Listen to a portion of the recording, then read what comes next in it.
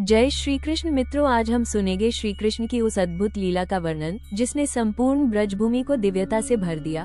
गोवर्धन पूजा और इंद्रदर्प भंजन। ये कथा केवल एक पर्व की नहीं बल्कि भक्ति की शक्ति और अहंकार के विनाश की दिव्य सीख है। वृंदावन में एक बार सभी गोप और गोपियां इंद्रदेव की पूजा की तैयारी करने लगे, क्योंकि उन्हें विश्वास था कि वर्षा देने वाले इंद्रदेव के बिना खेती और जीवन असंभव है। लेकिन नन्हे कृष्ण ने मुस्कुराते हुए कहा, मैया, इंद्रदेव को क्यों पूजते हो?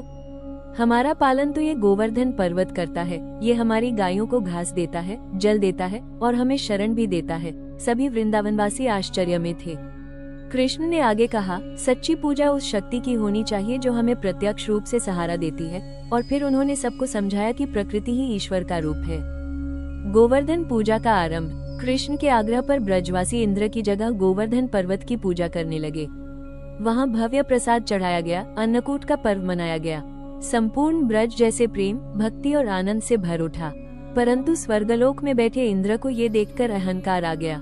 उन्होंने कहा, इन नादान ग्वालों ने मेरा अपमान किया है, और क्रोधित होकर भीषण वर्षा शुरू कर दी, जिससे पूरा वृंदावन जलमग्न हो गया। कृष्ण की लीला, गोवर्धन धारण। तभी नन्हे बालकृष्ण ने एक अद्भुत कार्य किया। उन्होंने अपने छोटे से हाथ की उंगली पर पूरा गोवर्धन पर्वत उठा लिया। 7 दिन तक सारा वृंदावन उसी पर्वत के नीचे सुरक्षित रहा।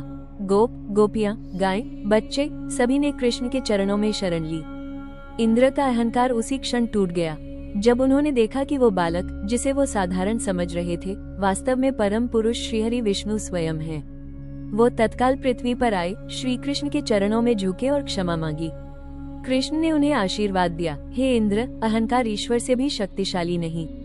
जो स्वयं को प्रभु समझ लेता है वही पतन को आमंत्रित करता है।